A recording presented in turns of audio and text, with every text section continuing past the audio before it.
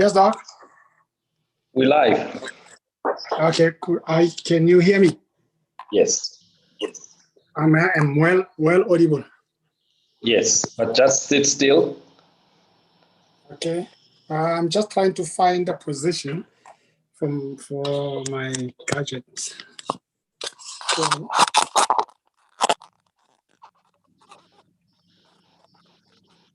you able to see me still? I can see you. Your voice seems to be a bit far now. Okay.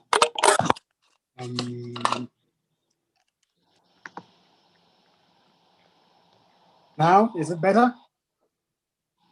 Okay. All right. And I'm right in the right position. I should be just like this. Yes. Okay, Doc. Thank you, Doc. Do you have more light that you could get, or you? This is more. Let me just try this.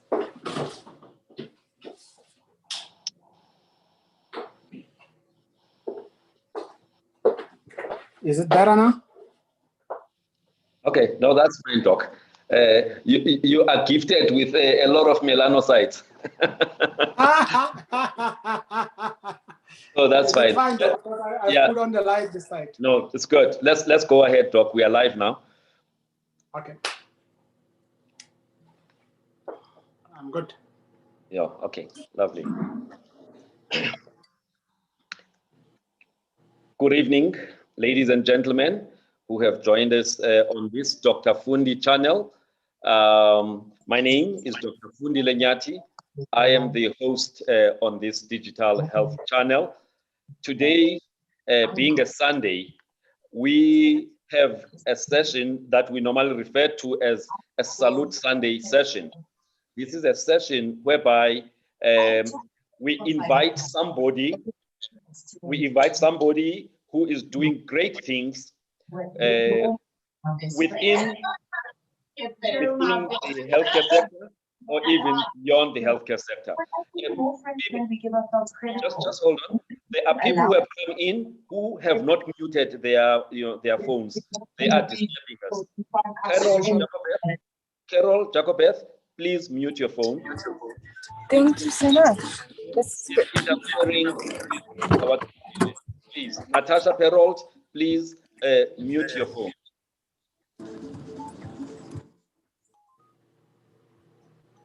Natasha Perold, please mute your phone. All right. Let me start again. Let's see.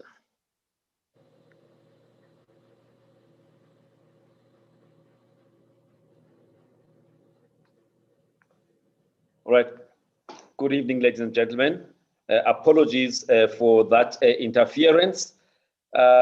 Today, we, are hosting a gentleman who is an achiever of note, Dr. Josias Padi.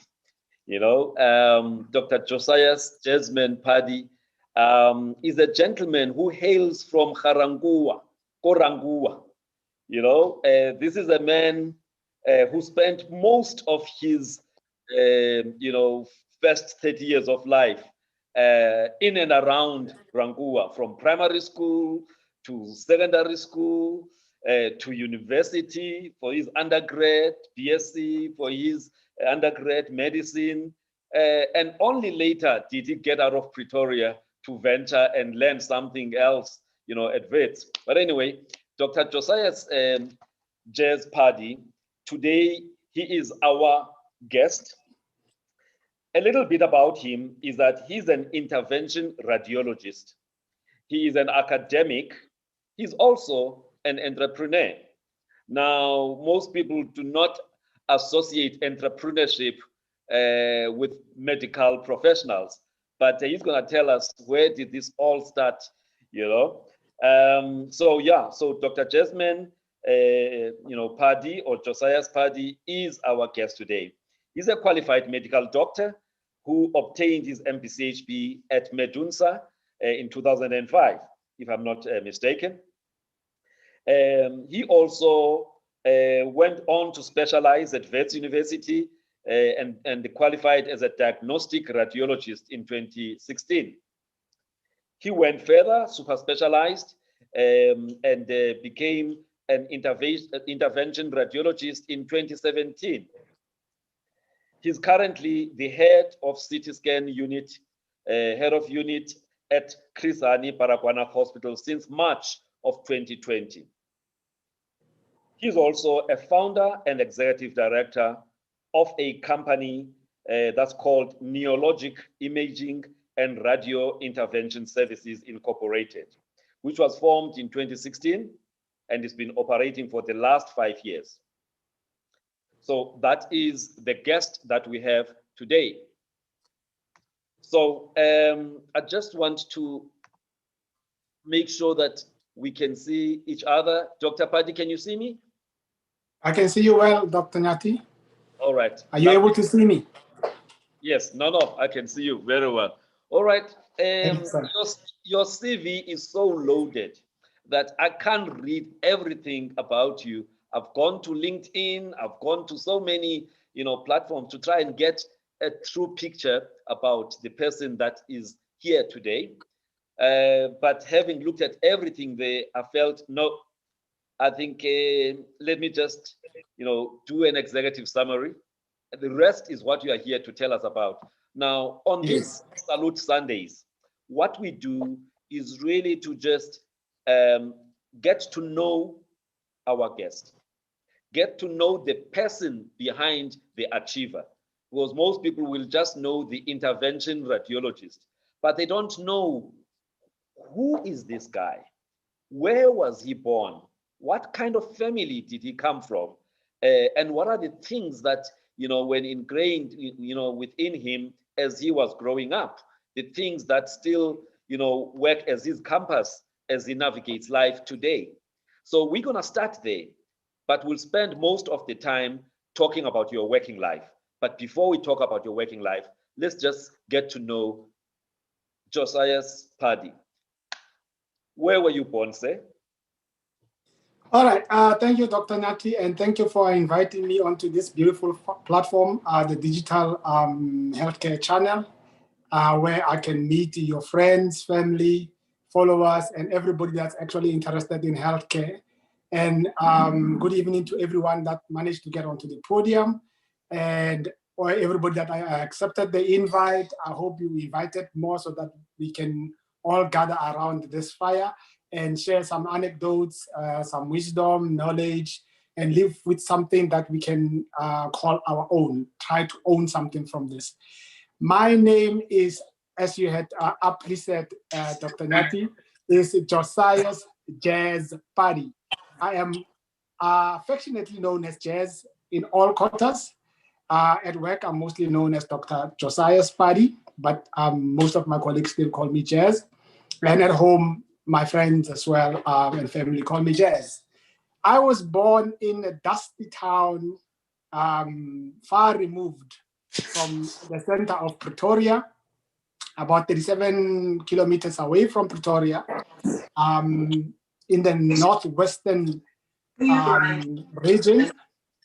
The name of the township is called Harangua. And I actually hail from a zone called Zone 16 Etona. I don't know why they called it Zone 16 Etona, but if you all could remember, we were part of the former homelands, and I was brought there and onto the Buputatswana homeland. And right across our township, from the farther end to the latter end, there was a street called Lucas Manyane Mangope, and it ran through all of, it spanned all of Harangua, all of Zone 16, and I suppose that's why it was called Zone 16 Etona. Yeah, and that's where I was literally born. I was born at Harangua Hospital, now known as George Mukari. Lived in Harangua all my youth life. School there, did my primary, like you had said, middle and high school there. And when I was ready for tertiary, having applied to the University of Cape Town, but finding that I lack funds to carry me through, and not just for the registration, but for the livelihood, I found it ill-advised to actually go to University of Cape Town. I was thus accepted at Harong. Doc. Hello, Doc. Yes. Yeah, you're moving too fast, Doc. You're moving too fast. We are still in the early stages, you know, of your development. Doc, Yes. you were born and you had a health challenge, all right, when you were born, right? Yes. But before you tell us about that health challenge, please tell us about the family that you were born into, and whether you were the firstborn or the lastborn or the middle child, because depending on your position in the family, your character tends to be different. You know, if you are the firstborn, you are like a deputy parent. You know, if you are the lastborn, you know, everybody treats you like, you know, an egg. If you are the middle child, you've got no real position.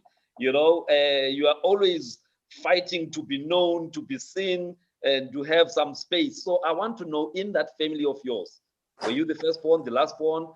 You know, the parents, what is it that they instilled in you in that nuclear family of yours? Okay. I am part of 6 siblings. One has recently passed, my older brother, and now we are 5. I am the 4th born of the 6 siblings. Born to a domestic worker mother, who then became an entrepreneur in her own right.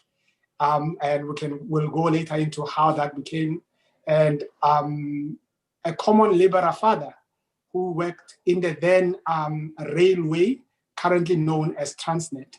So I was the middle born, as you had said, usually shadowed, but fighting for recognition. And I suppose that's where I developed my persona, wherein You were a hustler from the beginning.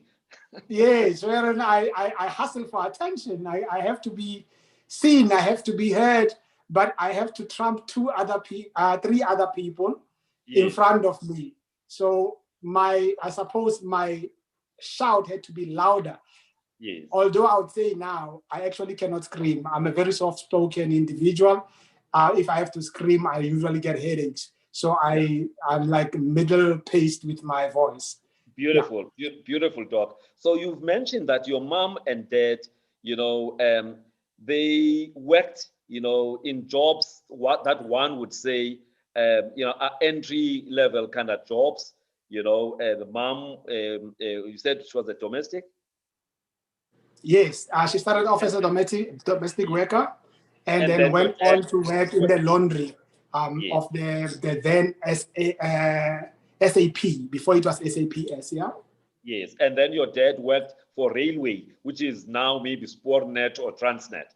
Yes, yes. Yeah, beautiful. Now, coming from that kind of family that, you know, obviously, you know, was, I would say, the norm, you know, in many, you know, Black communities, where one or both of the parents, you know, were not necessarily professionals, but they went out to hustle to make sure that, you know, they can educate their children, and then hopefully that when they have educated their children, then those children will uplift the family. So in your family, although your parents were not, you know, I would say learned that much, but they surely appreciated education, because that's why they worked hard for you. And your mom decided to actually start a business to make sure that you guys, you know, are taken through education. Just tell us a little bit about that. Okay, so yeah, having seen that it would likely be a struggle from the takings that my father had from his then employ, my mother decided, you know, we need to augment the income in the house.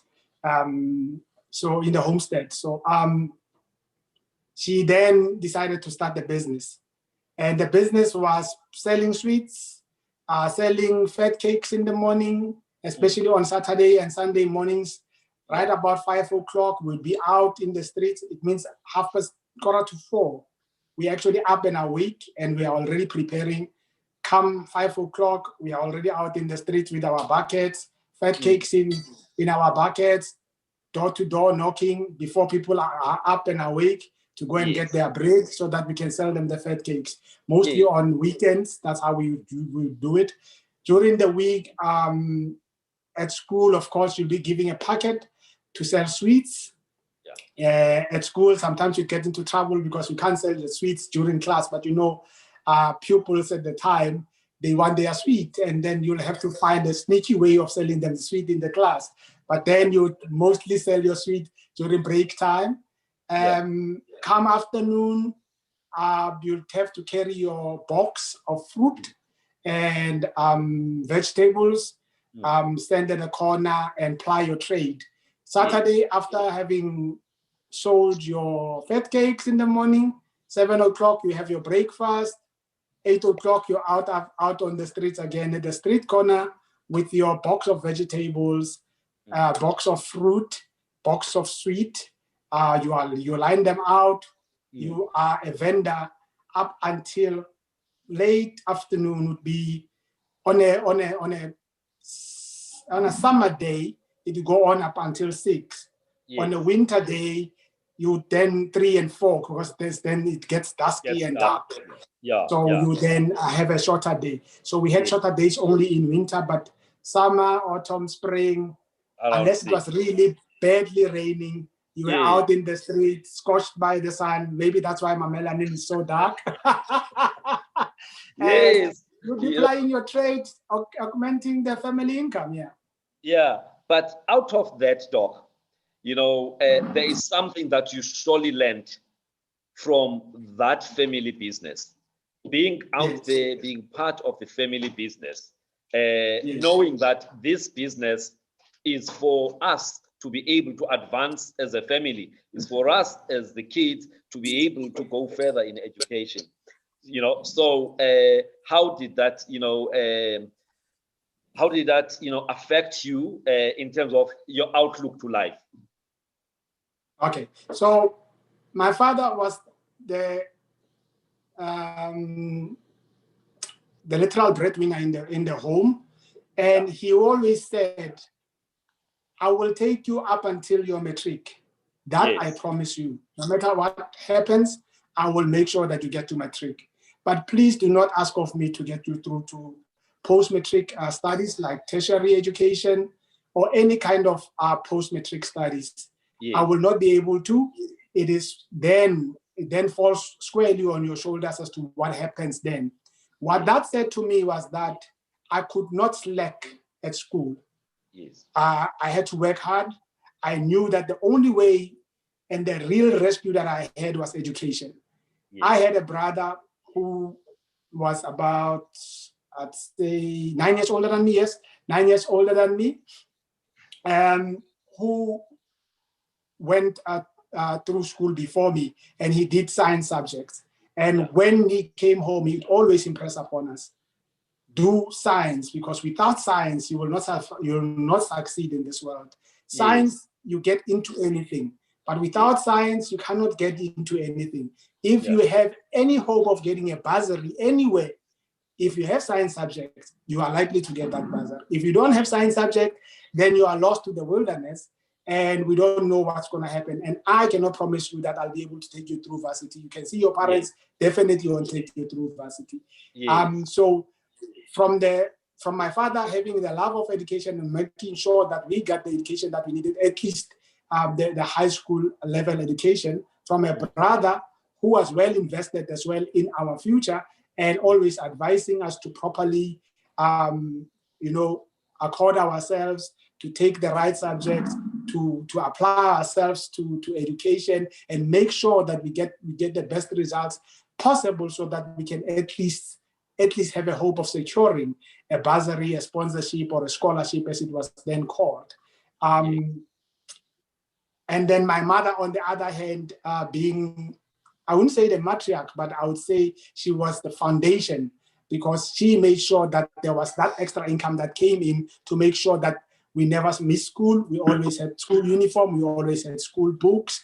And then the odd trips that school children would take, we would not be excluded. We'd be able to be included in that, because as children, you need to interact both academically and socially. So for your own proper development. So she always covered those corners. But then we were all pulled into the net to make sure that the unit is stronger, and the unit combined with synergistic effort brings out the best possible results. And that actually catapulted me to the position where I am today, in short. So, Doc, what would you say are the values, besides now, obviously, hard work, you know, what else would you say are the values that were instilled in you that you still use even today, that make you the achiever that you are? Okay, I think the first value that I had learned, especially from my mom, is tenacity. You don't give up. No matter what, you don't cry foul, you don't cry blue matter, you don't throw your hand in the sand and cry that I cannot do it. You always give it your best shot, and you will never know. Something might just give. So that's how I grew to be who I am, a person that's always having an appetite to forge ahead, to fight, to march forward, even in difficult times, and there have been extreme difficult times. Humility. My parents were very humble people, although they were loving people, and they didn't have a lot of social networks, but they got along well with neighbors and the community where we lived. And, you know, we will always help out where possible. General respect for mankind. The mother next door is your mother, the father next door is your father, the brother next door is your brother. You know, you do not differentiate to say, this is my family, I'll only respect these ones. Your respect was spread to everybody else. Discipline, you needed to be disciplined. There was a time to wake up, time to take a bath, time to pick up your bucket of goodies to go and ply your trade, time to come back, eat, time to pick up your another box of goodies, go ply your trade. There was a time to play, and you can never play until a certain time, past a certain time. Of course, my mother was the disciplinarian. My father was not a disciplinarian at all. He would just give you a look, and that look alone would have you stopping cold, because you knew trouble would be coming. However, my mother would be the one that would get, we call it mutukikani, a little thin stick, and she would be the one that would, you know. So she didn't spare the rod. No, not at all. When you strayed, she would bring you back into the straight and narrow. But it was in a loving manner, in a very affirming manner, in a very, you know, uplifting manner, to say, I don't want you to become this. If you look at the world and how it's becoming, it's because people lack discipline. So discipline, trust, love, just love for your family, love for your siblings, love for your family, love for your neighbors, your community, and love for God. We went to the normal, you know, developmental process of doing Sunday school, and you do confirmation class, and you are conformed. And so we literally, our church was the St. John's Apostolic Church for the longest time. And only later did we change to then it was called the Nederduitse Gereformeerde Kerk in South Africa, NGK, which is now known as the Dutch Reformed.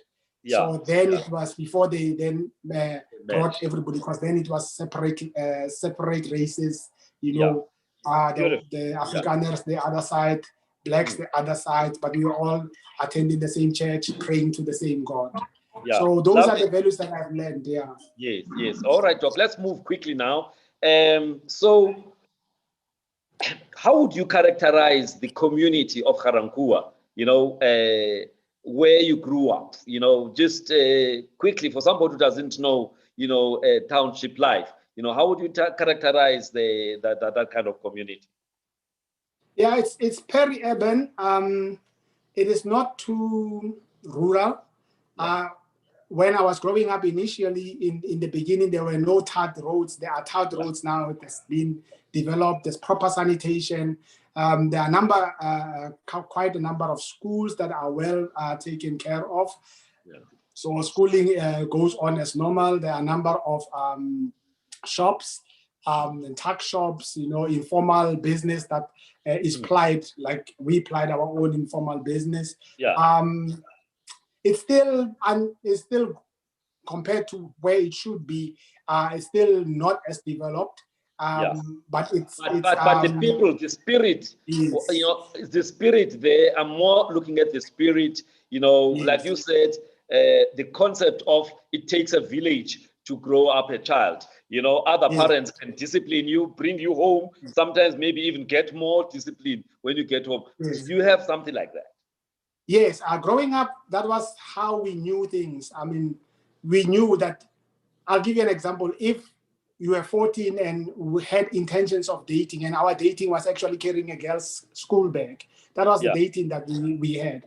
You saw somebody that you knew was in your street, and they saw you with that girl, you would drop the bag and run home. Because then you're gonna get in trouble because you were seen with a girl, and it was it was not encouraged that you are seen to be accompanying girls and stuff. So every parent was your parent, and they could discipline you, and you could not even go and complain to your parents, because when you get there, you get the second discipline to say you are starting up lies about elderly people. What did you do that was wrong, that they felt within their rights to discipline you? So it was very cooperative, cooperative, communal, kind of synergistic community. Supporting each other. Yes, supporting each other, friendly. There wasn't that much crime growing up in my time, except now there is, of course. The spirit of camaraderie that was there then has now become a little more thin now. Things have actually taken a little bit of the step to the worst than to the best. But in my time, we were all a cooperative family. We were a communal society, and we were there for each other, supporting each other, and trying to get the best for each other. Yes. So that was the spirit, yes. All right, Doc. Let's now leave the family part. Let's leave the communal part. I mentioned earlier that I read somewhere that you were born with some congenital health challenge. You disclosed it publicly. That's why I'm disclosing it here. All right. Yes. So I did not, break any doctor-patient convention. No, but not anyway, at all. Can you just tell us about that and how that influenced you in terms of the regular interactions that you had with the healthcare facilities and medical doctors, particularly? Yes, my birth was no less than eventful, Doc. I was born with a leaking heart, as it was known then, and I grew to know that it was actually a ventricular septal defect, where the two chambers of the heart, especially the ones that are responsible for pumping out blood, were communicating through a tiny little hole. And this usually happens, as you would know, in the membranous part of the development of the heart, not necessarily the muscular part. So I was born with that, Doc, and I was a very sickly child growing up. So I spent, I would say, most of my childhood, my very early childhood, in hospital, getting, feeds because I was failing to thrive. I was forever getting a pneumonia, so I had recurrent infections, recurrent hospital admissions. So my home I'd say my first 8 years of life, literally my first 8 years of life, was in the hospital. And because then the technology or medical advances were not so developed to what we have now, they could not perform the big operation initially then. I mean, even the anesthesia for babies then was not as good as it is now. So they had to wait for me to pick up. So there was some kind of intervention that was employed in between. That was temporary until I was strong enough to actually withstand the big surgery as well as the anesthesia. And what was the big surgery? It was an open heart surgery. That's what I went through. That open heart surgery was a literal repair for the leaking heart. So they had to go close the hole, which they now know they do differently. They don't do with open heart anymore, most of the time anyway. So I had I have a thoracotomy scar or a stenotomy scar to show for it.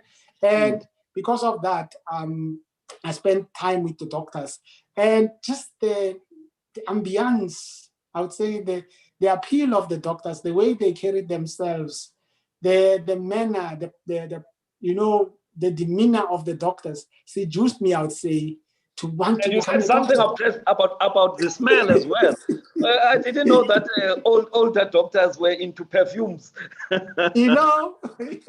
Yes, so they smell so good and spoke so well, and they were so gentle, especially the pediatric doctors.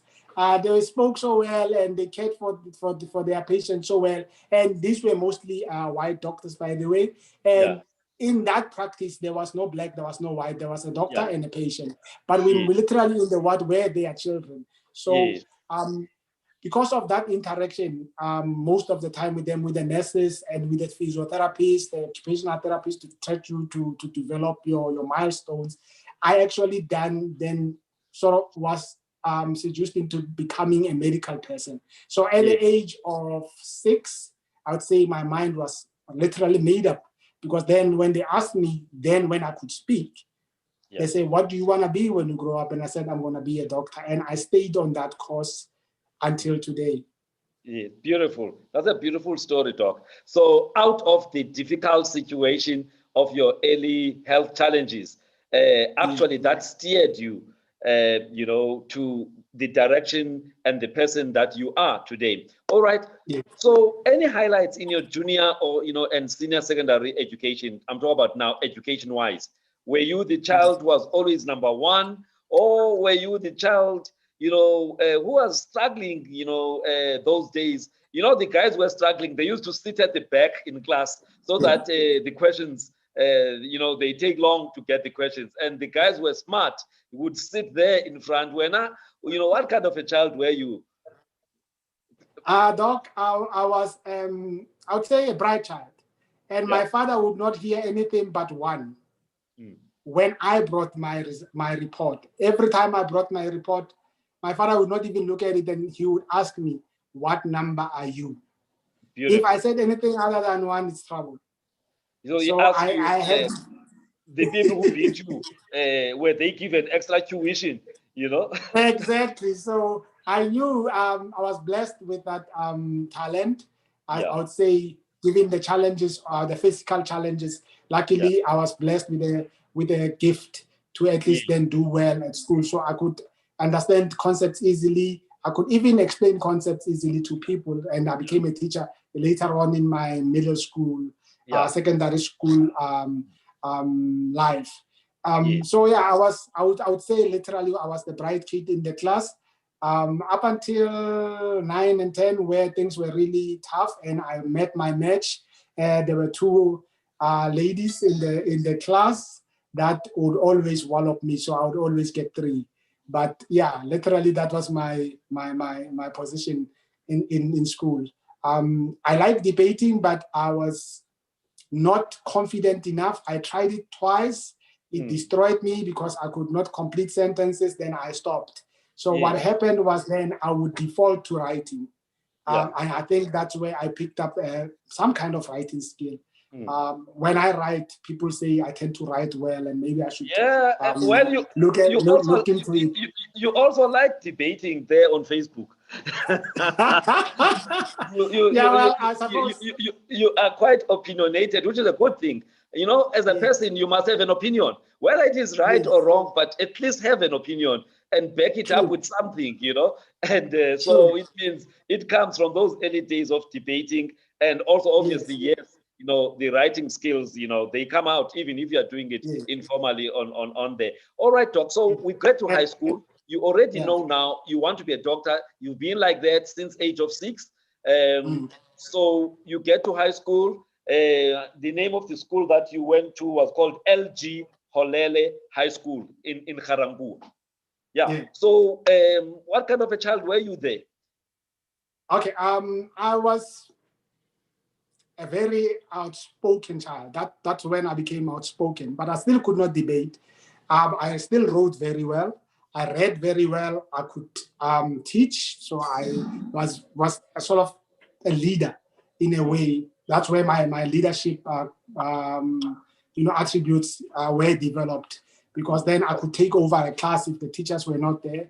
I had a sense of understanding the subject matter, because I would have learned it before, either 2 days or a week before, or the night before. Then I could then explain it to my classmate. So, and I was not an athlete. I could never be an athlete with a very not so well heart, because I was advised I can never be an athlete. So I could never do running, jumping, all those things. So that was out of the league. So I had to default to my other traits. And those were literally speech, writing, poetry, music. So although I was poetry. Bad. Yes, I did poetry. I wrote a lot of poetry in actually the most poetry I wrote was from standard 8 to standard 12, which is now known as grade 10 to standard 8 to standard 10, which is now known as grade 10 to grade 12. Yeah. So I wrote a lot of poetry then. That must have given you an unfair advantage when it came to the people of the opposite sex.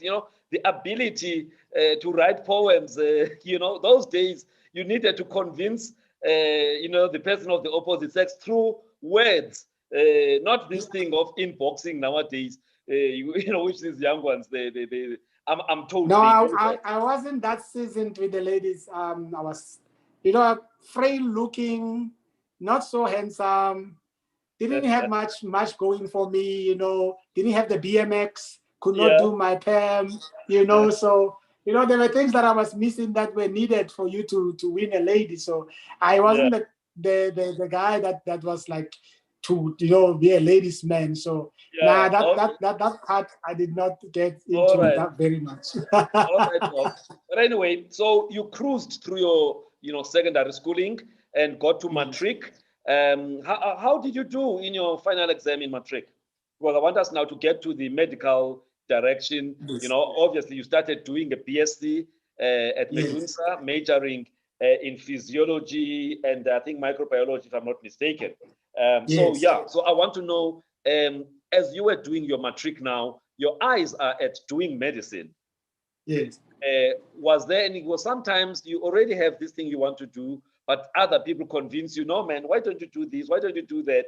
And you get confused when you are doing your standard 9, standard 10. In my case, my brother, tried to make me, to move towards engineering, and by that time, I already knew I wanted to be a doctor. So I'm asking the same question. Okay. So we had open days at Medunsa when I was in standard 8, grade 10, and grade 11, standard 9. Yeah. And in that time, I actually had switched my mind to metallurgical engineering. I just loved the word metallurgy. Not necessarily that I understood what it meant, but that it was metallurgy, and everybody was going chemical, mechanical, electrical. I was like, no, that's too common for me. I want something exotic. Yes, I wanted to learn about the stones. The precious stones. So I wanted to be a metallurgical engineer, and actually in my applying. Doc? All right. I don't know what has happened there with Doc. We were still going very well. I hope he doesn't have connection challenges there. But anyway, Doc? I'm here. Yeah. Yes. We lost you, for a short while there. So you wanted to do metallurgy because it sounded very nice. You didn't know what it was. So it confused you because you had already decided then, that you want to be a doctor. Now there's this thing that's coming up. Yes. So I wanted to do that. And in my applying for tertiary admission, I applied for 3 things. Medicine as a first choice, metallurgy as a second choice, BSc as a third choice. So when I did my matric, after passing with an exemption, or what they call a university admission now, Yeah. I had there were no bursaries available or scholarships available. And then I had the challenge of, then what do I do? So I actually decided, maybe I should go back to school again and try and get those A's again. Just try and level up on the A's. And maybe if I level up on the A's, I'll get the scholarship. And there was the UN scholarship at the time that I was gunning for. So I went back and did that. But still, I still could not. I mean, I did well. I did improve my results, but I still could not get the scholarship. Yeah. So at 3 years to that, then I went to work. This is the odd part. So there was a casino in Mabopane called Murulasan at the time. I don't know if people still know that. Medunsa students used to frequent that place. Yes. So I got employed there as slot attendant. Yeah. So I went into slot attending for 2 years, 2.5 years actually, and raised funds. I almost saved all of my money to go to school so that I can afford registration, so I can afford at least the first year of school, because I knew that getting a bursary or a scholarship was out of my hands. I don't know what was happening, but I was never chosen for those bursaries. Northwest as well, I used to go to Mawate a lot to try and get a bursary. I still failed in that regard. Because the Mangobe government used to have a lot of bursaries that they were issuing out. Yes. So I couldn't secure one. When I went in the first time, they said, no, we are sponsoring second years, because first years are failing a lot and they're costing us money. When I went in the second time, in my second year of varsity, they said, no, we are now sponsoring first years, but at Technicon, because we're trying to get the sciences into play. Everybody's going into humanities. We don't want humanities anymore. We're trying to develop a country, so we want to get the sciences into play. So Technicons are the ones that are more instrumental in getting those sciences out, because they were more technical. So we have moved there. So I sort of gave up the chase for the bursary. So I worked for 2.5 years, raised enough funds to be able to at least get registration. And I think I raised enough to make it through the first and second year. That is with my own accrued funds, Yes, that is the BSc undergraduate degree at undergraduate degree, yes. So when I applied, I could not get. Actually, I applied for medicine, but I was accepted in Cape Town. But like I said, I did not have enough funds because that of was a bit of a challenge, Yeah, so I could not go to Cape Town. So I had a late application to Medunsa. And I could not get into medicine, so I got into BSc. BSc, yes, which was still a good route. It was those days, there was this thing called the pre-med, which was more like a first year BSc, which is another entry route, into second year. Or actually, you do your full BSc and still go back and go in, via the second year route. And you did your, BSc, majored in physio and microbiology, and you did that in record time to show that, the man was gifted between the ears. It was a surprise, but I suppose also hard work had a lot to answer for it. But I can tell you, my first two tests, the first one, which was in March, almost had me quitting. The second one had me so demoralized and thinking all this money that I had saved is gonna go into fire because I'm just not doing well. I'm gonna fail out of this year. I'm going to be the ridicule of my home, because when you come back from varsity as a dropout, everybody laughs at you.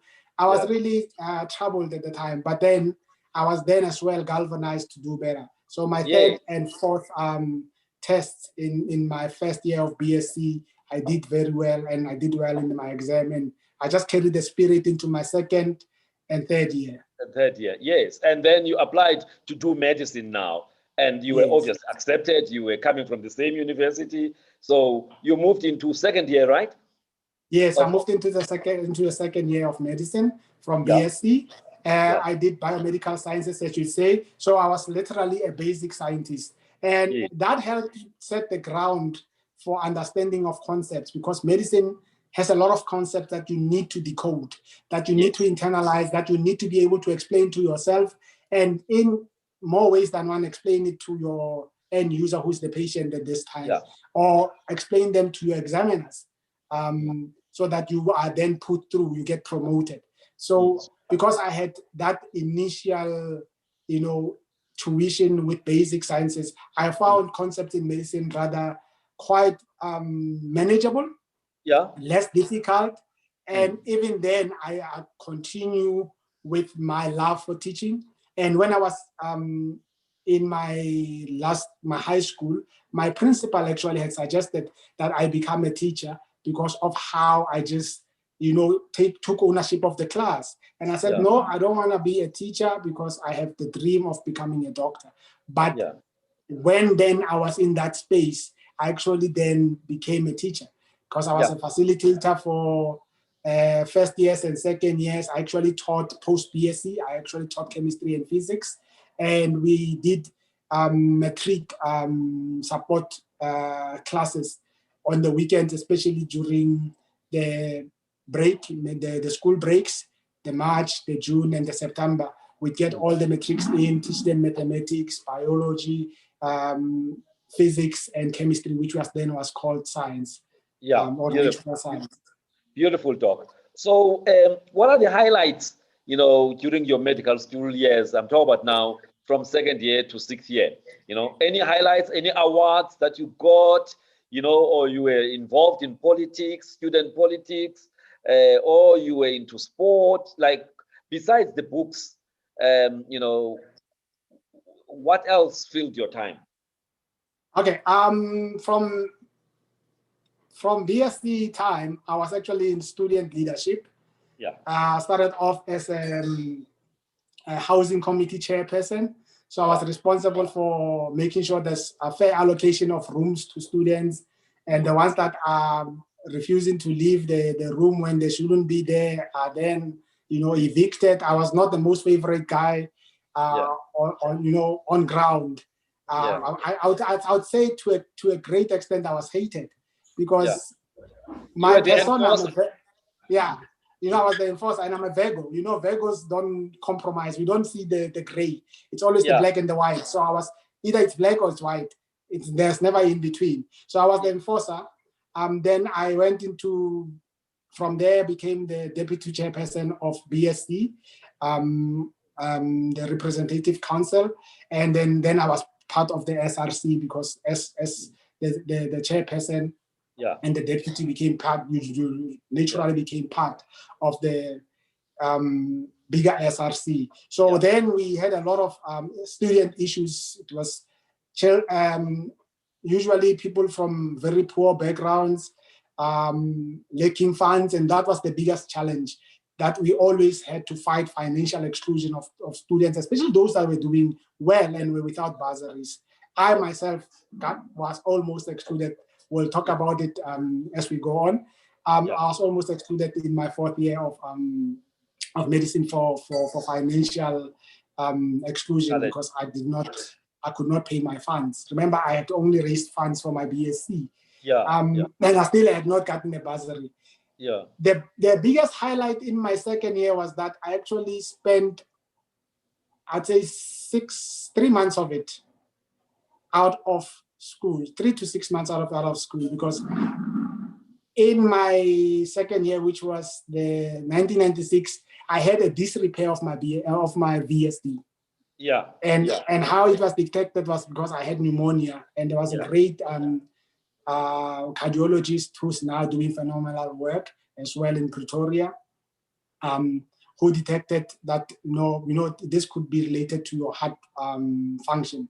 And then they did cardiac catheterization, I think, at the time, and they found that the VSDs, they had this repair. So I had to go back into hospital, still stenotomy, thoracotomy, get the repair in, And by then, everybody is just well on their way with their physiology and their anatomy.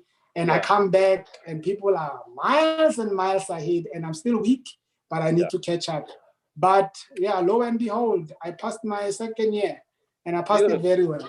Beautiful, Doc. I didn't get a prize, but I passed it very well.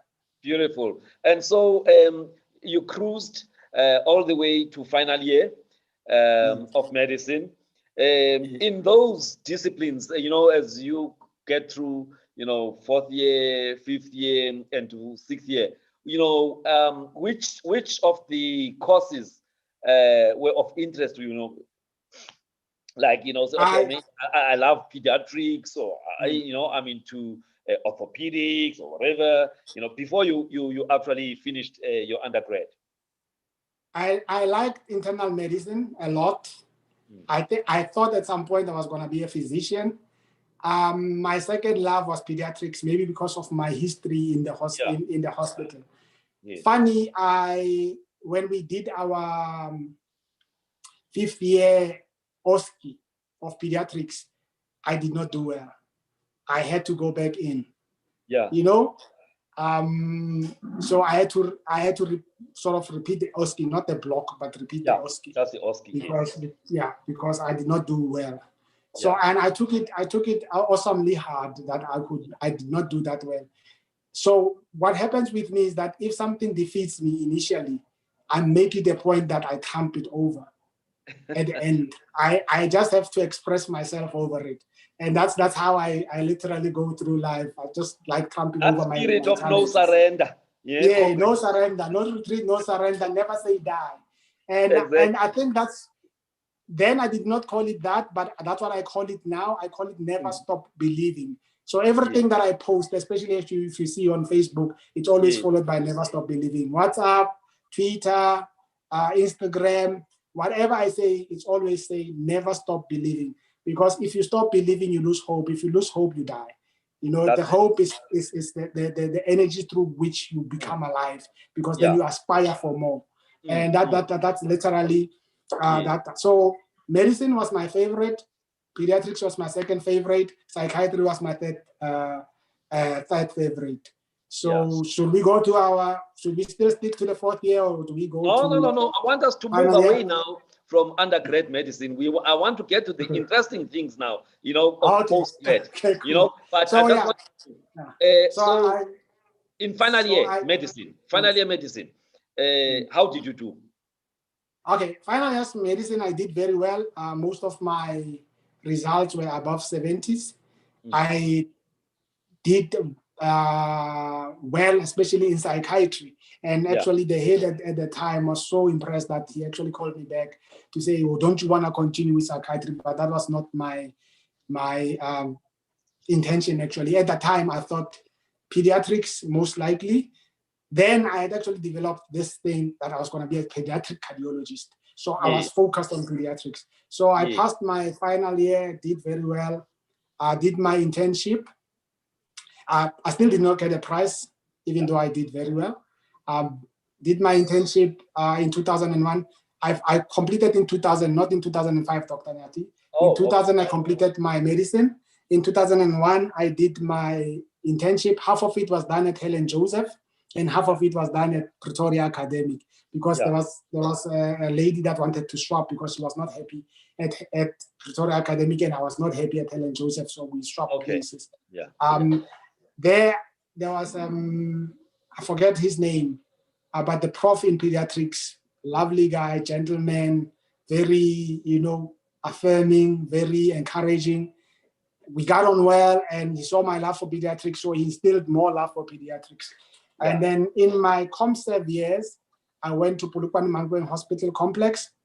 There I met an awesome, lovely, very great teacher, a human being of note. May her soul rest in peace, Professor Nancy Shipalana. And she took me under her wing because she could see how dedicated I was to pediatrics, and taught me everything there was to know about pediatrics. We did ICU rounds together, neonatology rounds together, general pediatric rounds together, even helped with pediatric surgery cut downs and all of those things, CVPs, things like that, ICU, peripheral line sessions and all of that. So I actually was very skilled in taking care of babies. I saw that as my final profession, to be a pediatrician, one, and to be a pediatric cardiologist, second, as a subspecialty. And then what happened then, Doc? Because now you are a radiologist. Yes. I mean, after so much work by Dr. Shipala, Yes. practically giving you the advantage, and there you are now. You decide, no, I'm not going to be, actually, follow a career in kids. Yes. Actually, Prof. Shipalani was very upset at me when we eventually met before her passing, because she thought she had turned me off pediatrics. And I said, no, you did not turn me off pediatrics. It was a matter of opportunities and availability when I was in Joburg, because I came to Joburg afterwards. Spent most of my time at Spokane Hospital, and I still worked in the pediatric ward. Planned on doing my DCH, applied for medical officership at Ventricular, did not get it for the longest time. And then from actually in Pretoria through Polokwane Mankweng as well as Sebokeng, there was always this fascination with radiology. How do people diagnose disease on pictures? What do they see on pictures that would make them diagnose this disease? What are these things that they're using to find these pictures? And that fascination grew slowly but surely. And when I did not get the medical officership in pediatrics, I applied for registrarship in radiology. I went for the first interview, did not do well. Second interview, I was accepted. And that then became the profession that I embedded myself into. And that is my current practice, my current craft, and my current love. Right, Doc. You see now. So you got to radiology by default. Am I right to say that? It was more by default, but as well by interest. But then once you were in, you then loved the space, right? Yes, because there was so you started as an MO. At what point did you decide, now I want to be a reg? Okay, the MO-ship was at Sebokeng Hospital when I was in pediatrics. When I came into radiology, I came in as a registrar from the That is now here in what is it? In the vet circuit. In the vet circuit, all right. In the vet circuit, we call it the vet circuit because there are four hospitals and outreach hospitals, so they are all collapsed into the same university. So we just call it the vet circuit. So now you were clear. This is something now that I want to be in. I want to be a radiologist. Forget about pediatrics. There's many pediatricians out there. There's not many radiologists out there. All right. So you wanted to go in there. Was it because of the love or the money? There's somebody who says, if you look at the different, specialties of medicine, some have got much more higher earning power than others. And radiology is normally listed up there. I'm not sure. I mean, I'm just saying what is said out there. Actually, I was very ignorant as to what the actual remunerations were.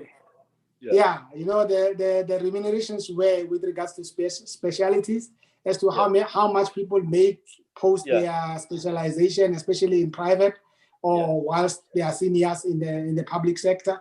For me, it was more a fascination.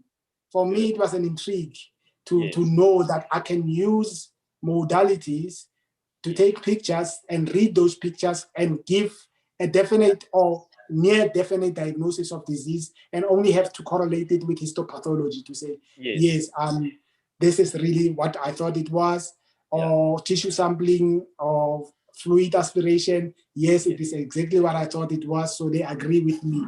And the error of margin, it always fascinated me that the error margin was always narrow. If it's wide, then it means you are not doing great in your craft. That's more fascination. And I got even more fascinated as I was going through the levels of radiology. Yes. All right. So now, I mean, radiology as a field, and now I'm going to talk as a layperson in your space, right? But radiology, I mean, it's a space that I would say has to do with a lot of electromagnetic radiation, as a field, right? There's ionizing radiation, which is the side that can actually cause harm, to biological, tissues or organs. Then there is a non-ionizing radiation. Now, you were choosing a future in this area that it has to do with ionizing radiation. Am I right? Yes, literally that's by default the choice. Yes. So Yes. if we just break it out to simple terms, ionizing radiation mostly involves X-rays, what we call general X-rays, fluoroscopy, Yes. CT scan. Those are mostly ionizing radiation aspects of radiology. Non-ionizing radiation would be ultrasound, MRI. Those are the non-ionizing aspects of radiology. And they actually use waves, either sound waves. They actually propel sound waves or electromagnetic waves to go through human tissue. And then we read that message is read through a very complex algorithm in a very big computer box that has become so tiny, it's not even funny. Yeah. Then it shows pictures, and these pictures are put into a sequence, and that sequence, it's either, you can get coronal, sagittal, or axial sequence. It means you're flat, you're straight on the side. And then we can image all parts of the body using either magnetic resonance imaging, or we can use sound propagation in ultrasound to get to the depth of the body and the body parts and find imaging and also represent it as pictures on a screen. Yes. So you were at home in that space, Doc. I was very much at home. Very much at home. And so between 2006 and 2009, you were doing your, you were a registrar, you were doing your residency program in radiology. And you wrote, and you then became a diagnostic radiologist. Am I right? Yes. In 2009. Yes. Right. No, it wasn't that easy. I get it wrong. Okay. No, it wasn't that easy. I actually struggled with radiology for the longest part. I struggled so much that eventually actually had to leave the circuit. Yes. Because I just could not find my feet. I was not grounded. I knew I loved the craft, but at some point I felt like maybe I should have just stuck with my pediatrics and pediatric cardiology. Maybe I was just very good there. Why did I think I was going to be good here? So I was displaced. Yes. Literally. What was the challenge, Doc? I mean, again, it's very important. Yes. We are sharing your story. People see the man who has achieved.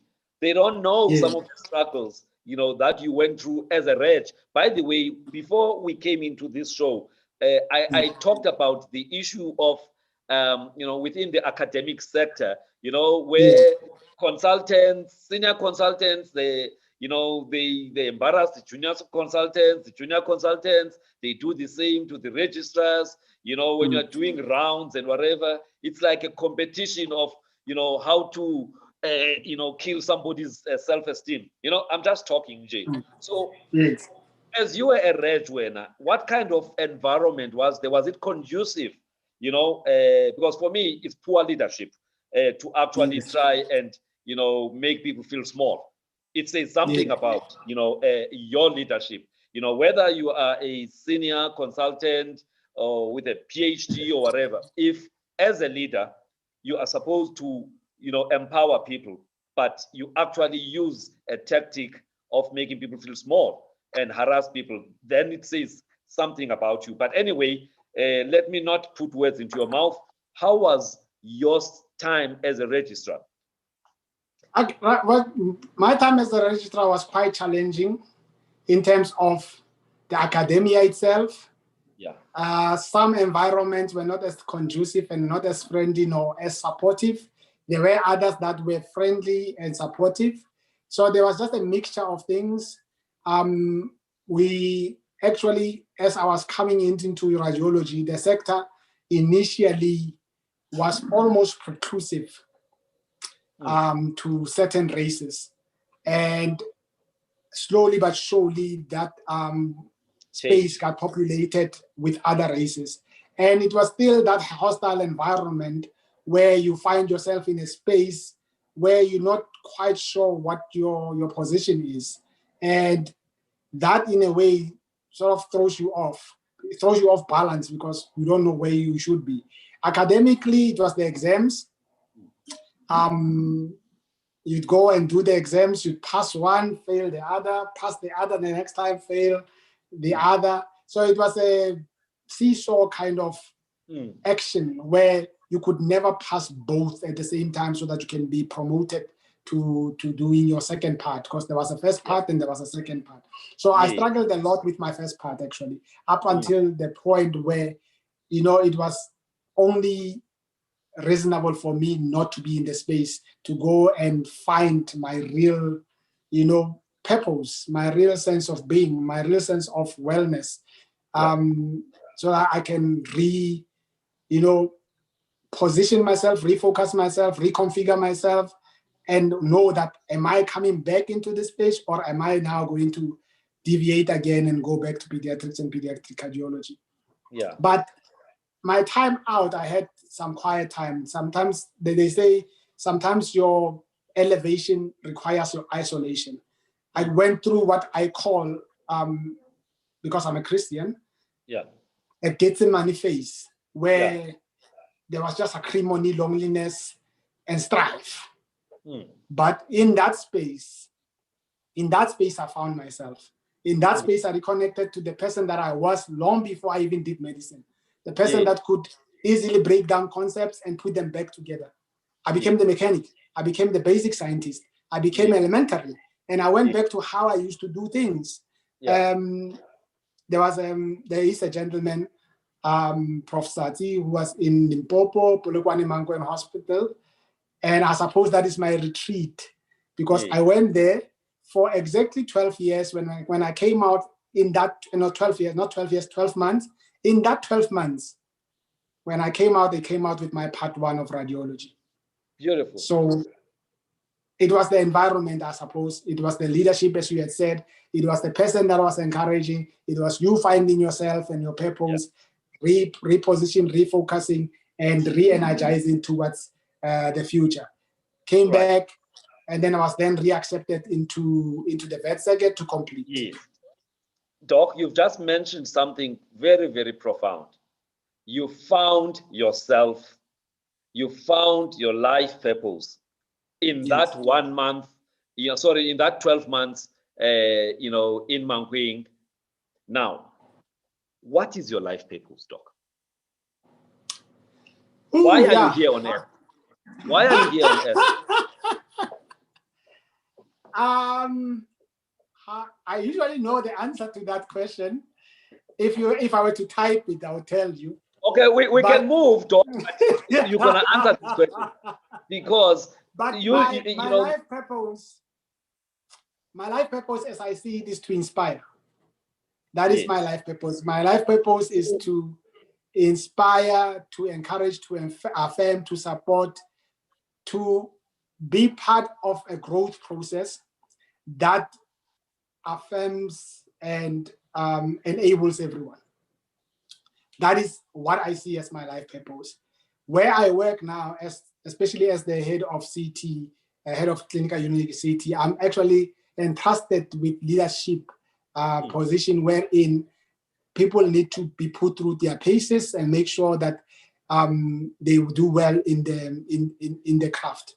Also, I'm responsible for the workings of the department or the unit, but as well as the equipment, to make sure that the equipment is always in, top form to function. It's always functional. We have our output, and it is quality output, not just quantity output. And as you would know, we are the biggest center. I mean, we've just now recently become the 4th largest hospital in the world. We still are the largest hospital in the Southern Hemisphere. So everything comes there. It is the center. Everything comes there and radiates out from there. So it's a very, overwhelming task, but I've taken it on, and I'm doing the best that I can to make sure that the output is as expected.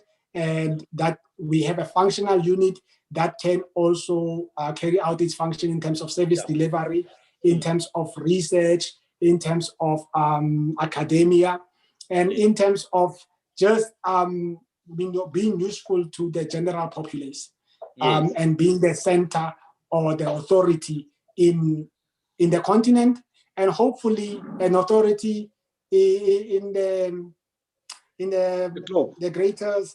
greater universe, the world. Doc, there's a comment here. I think this is one of your colleagues, Mame Obeng Ajay. He's saying, this explains why he is always there for everyone. So much to learn from you. Now, already, that's very good, because you are a leader in that space. You are the head of the unit, CT scans, computed tomography, scans. Yes. You are the head there, and you've been a head of many things. So that's very good to hear that you're actually a leader who is there for others. That's very, very important, as a leader. All right, let's quickly go through, Doc. You coming back, being reaccepted as a reg, and then, moving forward? Yes, so I get reaccepted. I still had to do my rotation again. We call it the refresher rotation. Did my refresher rotation, prepared for my exams, went for my first exams, nothing. Came back without a pass. Went for my second exams, still nothing. Came back without a pass. And now it's deja vu all over again. It's post-traumatic stress disorder. It's a lot of things. Where is this going? Am I, you still go back like, I thought I got this right. I thought I got the processes right. I worked on the protocols, how to do things, how to study, how to get this and that right. How come this is all going down again? Well, being not a defeatist, never knowing when to give up, being a never say die kind of attitude, having grown thick skin, and always believing that there is sunlight above the clouds and dawn will always break after the darkest hour of the night. I pushed on for my third exam, got my exam in Cape Town, and literally the storm was over. That whole process was from 2006 to 2016, 10 years it took. So 10 years of being honed, of being sharpened, of being molded into the person that I am. So it was a process that I needed to undergo, I suppose, so that I can be this person that I am today. But in that space as well, the future, I was always looking to the future. I knew I did not want to sit down and watch movies the whole day. I call them movies. They know I joke around at work. You guys sit down and watch movies all day when they actually are looking at images and writing out reports, churning out reports and giving diagnoses. I felt I needed to be more involved. So looking to the future, I mean, in radiology, beautiful new modern advancements called Interventional Radiology are coming fast and furious into the fore. Yes, Doc, you're moving fast. I want to a point where you say, now I wrote this exam and I became a radiologist. FC Rad in brackets D. I want to get to that point. Yes. So that happened when I did my exams in Cape Town. I suppose Cape Town was always my port of call because I always wanted to go to Cape Town first to go and do medicine. So I actually I was accepted into the College of Radiologist of South Africa, FC Red DSA, in Cape Town, at the convention in Cape Town. And what did that mean to you, Doc? What did that mean? This is after 10 years of blood, sweat, and tears. Yes, that actually signaled to me that whatever it is and however hard it is and however impossible it may look, it is doable, it is possible, and I am possible. My dreams are valid and they cannot be just whisked away by an unwillingness, I suppose, of forces outside my control to let me be. So I always say, dream delayed is never a dream denied. Yes. If it's meant for you and you work hard at it and you focus and you stay the course, you redefine the paradigm all the time. You never stop believing. Yes. You will always get what you want. And that for me was a clincher. That for me said, I know I was made for this. And, one of your colleagues here, Natasha Perold, is actually, saying, always believing and inspiring. So you are that person who brings positive energy, who walks the talk. There is a saying, Doc, that failure is not the opposite of success, but failure is the step, or it's part of success. All right? Yes. So you had to go through what you went through, right, many times, and eventually you were successful. And that failure, for as long as you are able to stand up and dust yourself up and go forward, then that failure is actually part of your journey of success. So for me, out of this interview, to a Reg who was about to quit out there, to anybody who was doing anything and they were feeling that things are not going their way, this is an example. Tenacity, believing, hope, just keep on doing it, you are a living example of that. All right, Doc, but you were not happy with just being somebody with a FC RAD diagnostic South Africa. You decided, no, man, things are changing.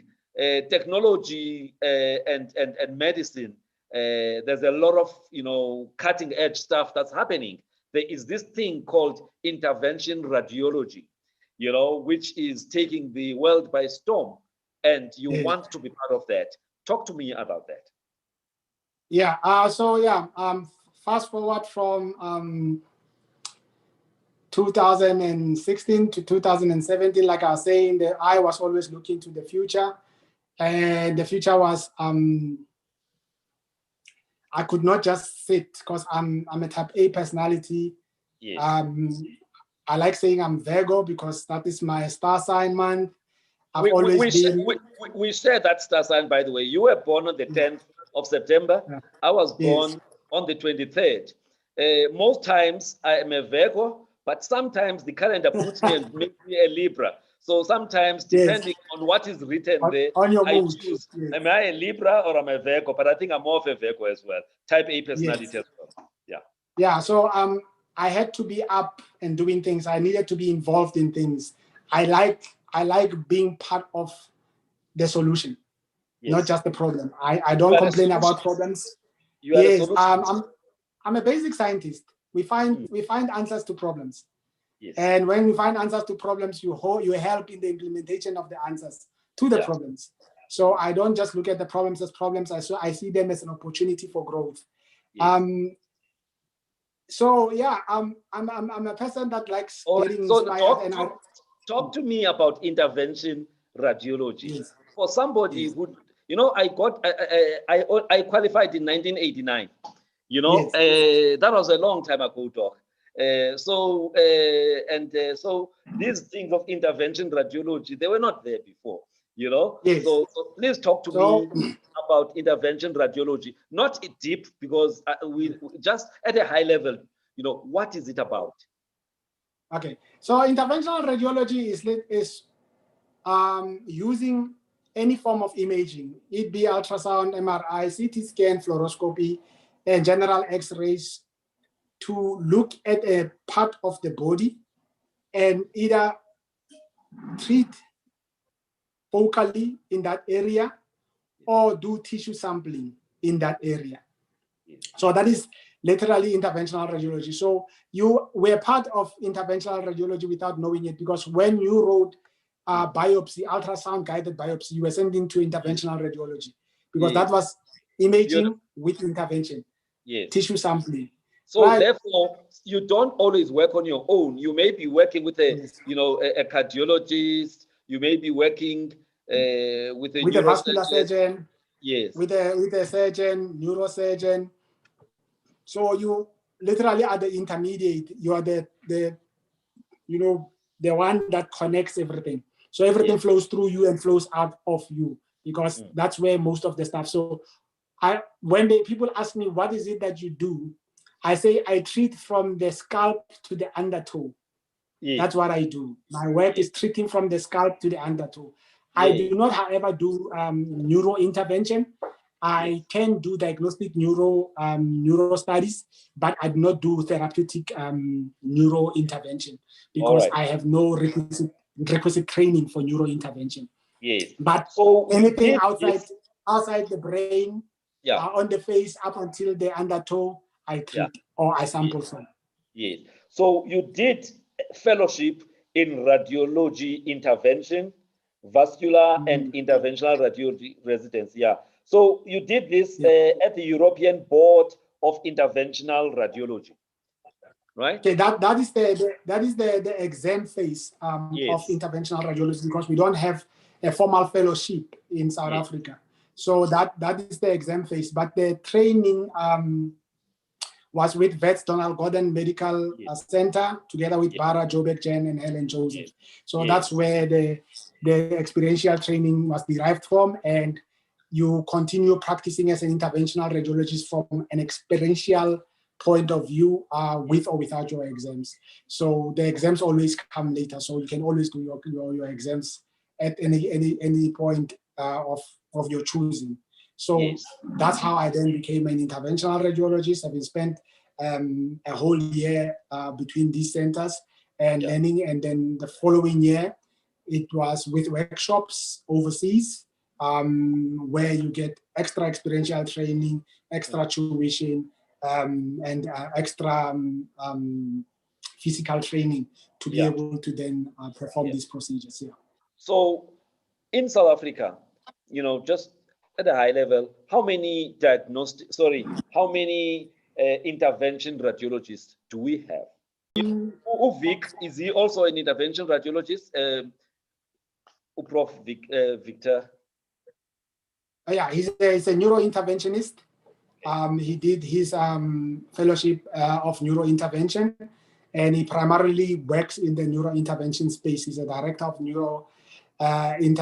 interventional neuroradiology, and is currently located at Bara, but he actually does both hospitals, Charlotte Maxeke Hospital, as well as Chris Hani Baragwanath Hospital. Okay.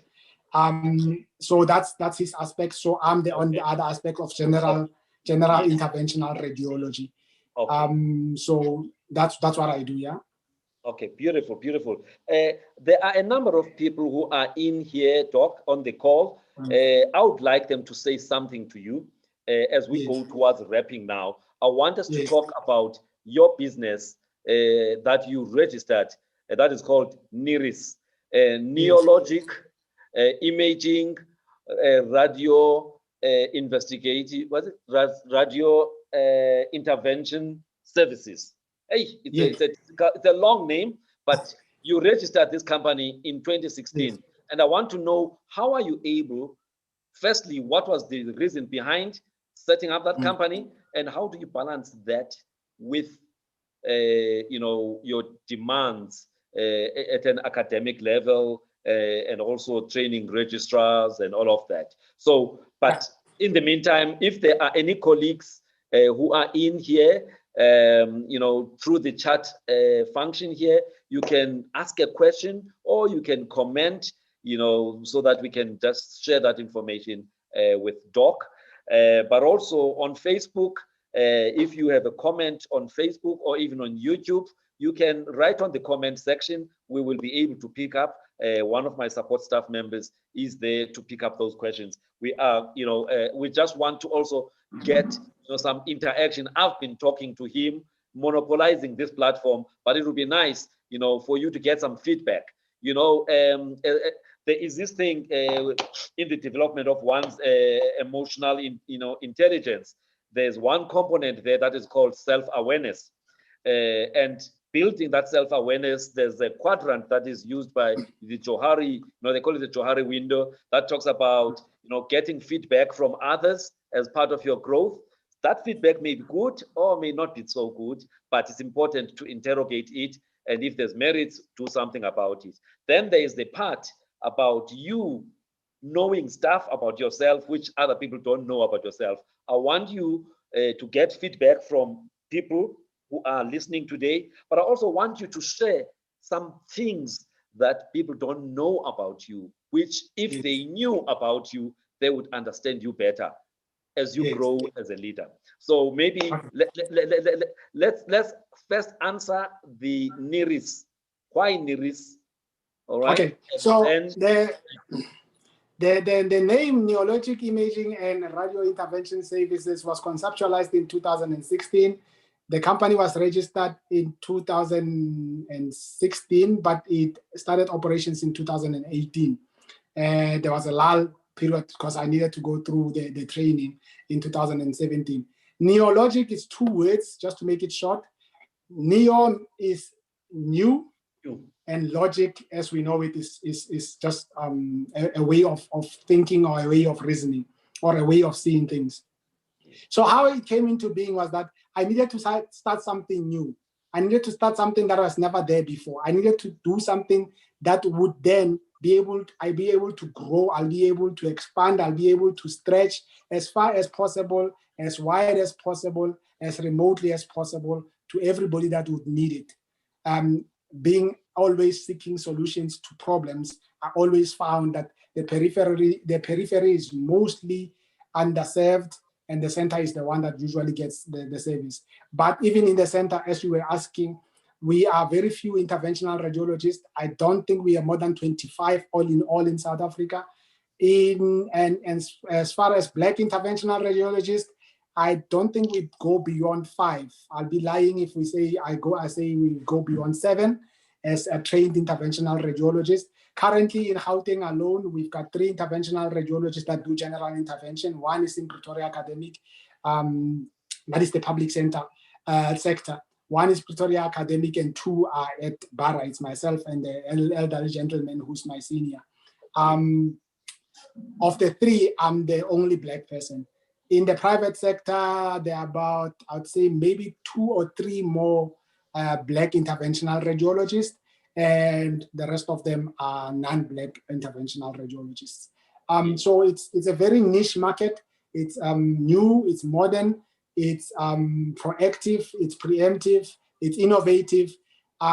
So it still needs a lot of population by people of color, or Black people generally, or African people, if I may put it that way, so that we can then be able to expand it to the sectors, especially the remote, very far-flung areas that need the service. So when I created the Neologic NIRIS and Neologic Imaging and Radio Intervention Services, was to start a new idea that I could expand in terms of medical imaging, and I could expand in terms of interventional radiology, and provide those services to the center, and spread it all to the remote in South Africa, Southern Africa, and hopefully all of Africa and the world.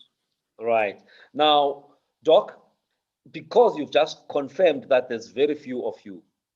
Yes. Now, there's people who are in Limpopo, there's people who are in the Eastern Cape who go to hospitals there that don't have people like you. Yes. But there's also this thing called teleradiology. Yes. You guys being in the center and actually supporting facilities that are out there to make sure that, so, and in fact, there's somebody who's asking a question here. Hi, doctor, how do you assist in terms of teleradiography?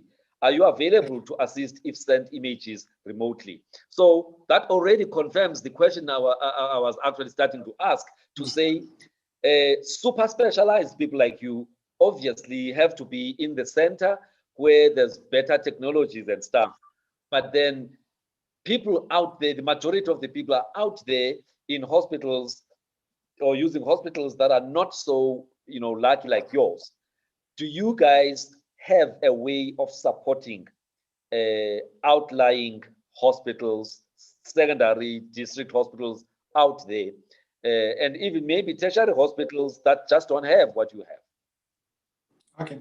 Yeah. So teleradiology is employed as part of our services. I have it as part of my services. I haven't started using teleradiology because of my many responsibilities. And sometimes when I used to do it before, but because of the time factor of when you receive the image, the time of reporting and sending it out for me was becoming more and more difficult because of my responsibility, my very many responsibilities. Yes. I stopped doing it, but there are companies, radiology companies, that provide that service, and if needs be, past the interview, I can forward them to those people that Yes. would then be able to help them. There are radiology companies that do that and do that very well, and there are those, especially elderly radiology. We are going to mute this person because they are interfering with our. Yes. So, and then the other, I'd say elderly radiologists that are not as functional, but they are now have actually taken up the function of teleradiology and do basically reporting for the primary, regional, private radiography practices that they use picture archiving and communication system. We call it PEC system, where you can send in your image confidentially.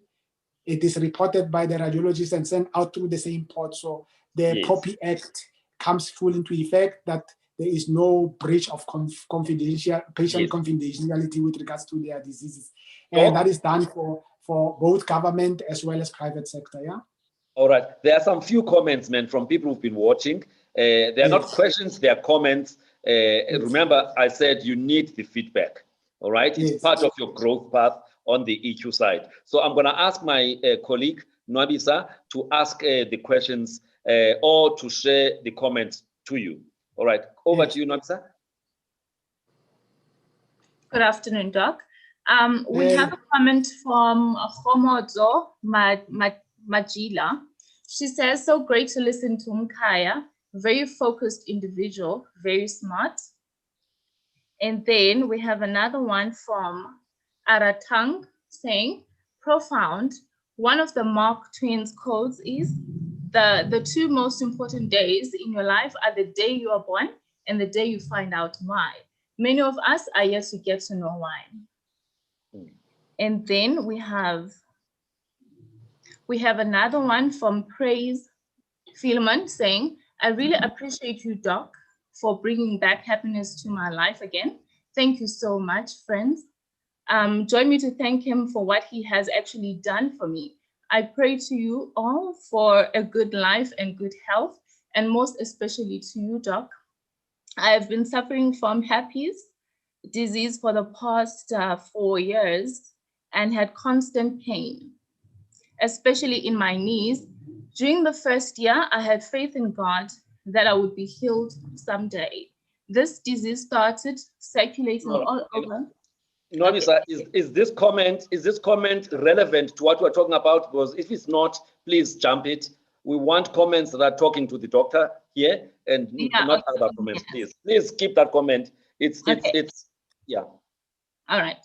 So we have another one from Masala Benjela saying, thank you, Dr. Padi, for your love to teach and courage you give to African children. I'm very grateful to have met such a great and gracious soul. God bless you more. And then again, from Aratang saying, I remember when I was an intern and had just started working, you were my MO and said to me, medicine is a humbling profession. And that phrase always stayed with me and humbled and reminded me to stay humble or be humbled.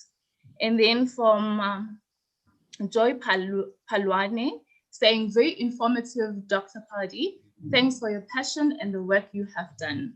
And then from Mishak Mbokota saying, I've added new positions for our patients with fibros, a true gentleman, humble to the core. And then again from Tamero Mafanya, saying, I want to acknowledge Master Jazz for the part he played in my life, as it brought light when I was in the dark. His story is similar to mine. That's why it was easy for him to pull me out of the dungeon. And then Pinky Seshabela saying, thank you, Dr. Padi. And again from Stamero Mafanya saying, I can say his bad experiences, he could use them as a tool to pull others in a good space. Yeah, so those are the only comments we have. All right, there is a comment from Dr. Duncan Tula saying, well done, my chief. Keep up the good work. All great things start with learning. It's always humbling to learn if you have someone to teach. All right, there's another comment from Natasha Perolt, which says, thank you so much, Dr. Padi. Truly blessed and inspired by your story. All right, if there are no other comments, let's get back to Doc. You can switch off now, and then let's get back to Doc Padi. Doc, what is it that you know about yourself that if other people knew about you, they would understand and work better with you in your solutionist, way of doing things? For me, I'm a very impatient person. And I always tell the people that I work with in my teams that, guys, I have a problem of impatience. And so please manage my impatience. If we're supposed to meet at 1 and you are not yet there at 5:02, tell me beforehand that I'm running late. Don't let me wait, because then by the time you come, I will be agitated.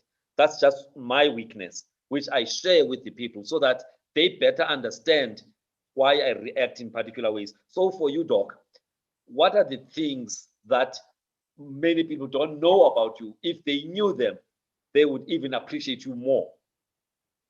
Okay, like I've been saying, I'm a solution-driven person. And I always say, if you do it right the first time, you don't have to do it again. If you do it right at the beginning, then there will not be any wrong at the end. And it is not how it ends, it is how it begins. And those are my basic elementary understanding about life.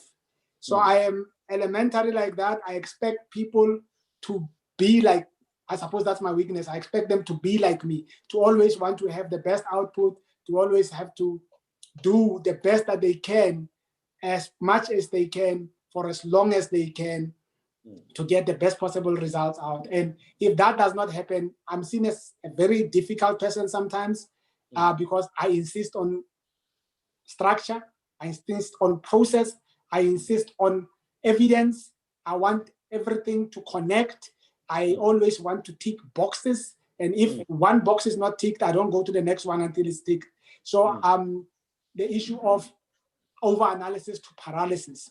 Yeah. Sometimes I get caught in that, but my answer to that is that I will always want to have a solution, so I cannot be paralyzed by the over-analysis. What is it that am I over-analyzing? Is it the people that I'm working with?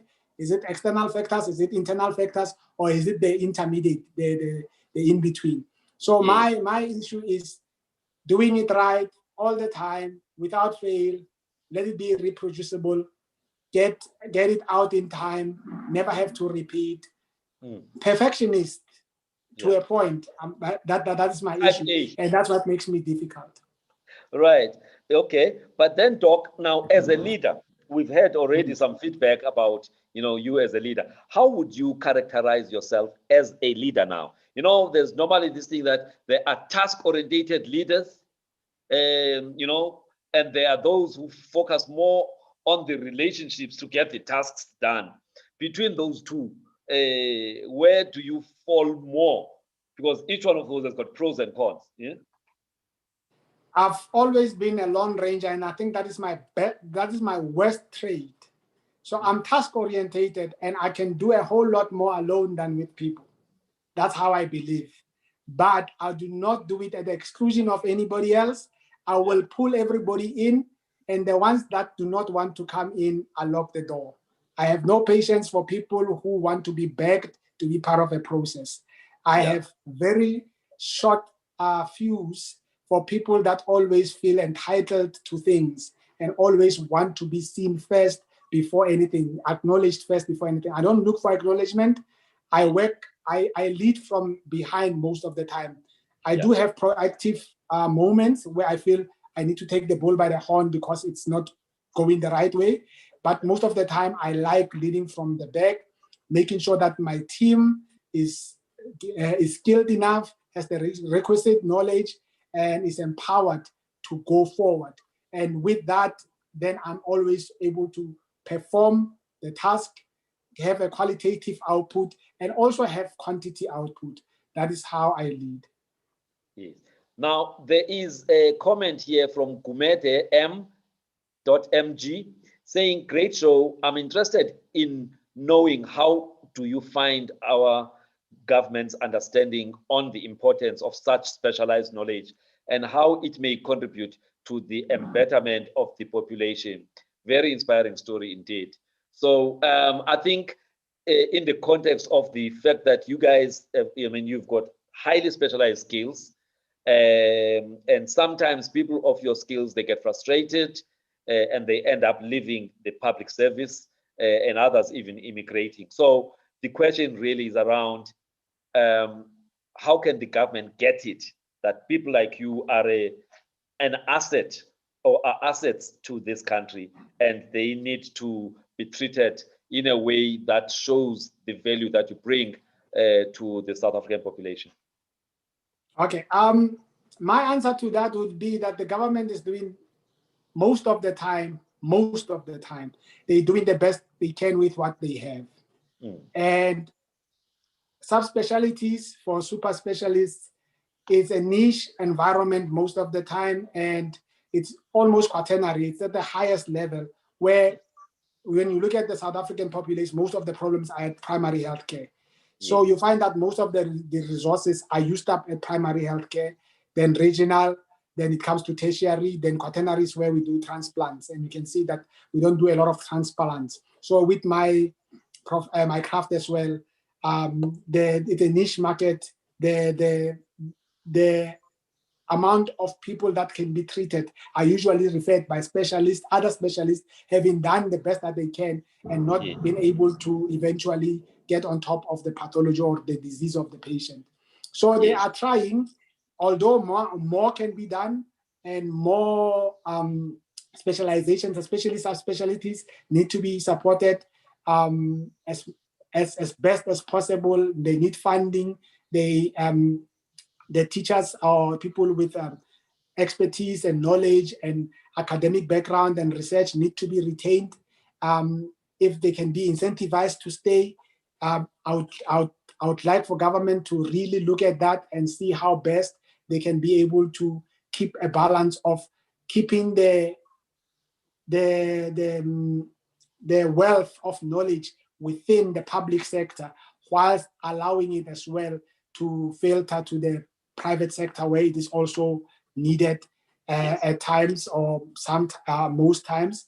And if we can have a very workable private-public partnership with academia and research, as well as quality and quantity service delivery that's garnered to all the people, and all the people are under the same umbrella and catered for me, that would be a win-win situation for all.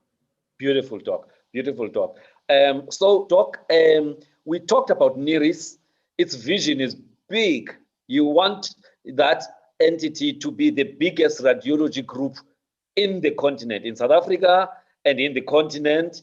But that's entrepreneurship, that's business. But then you've got limited time.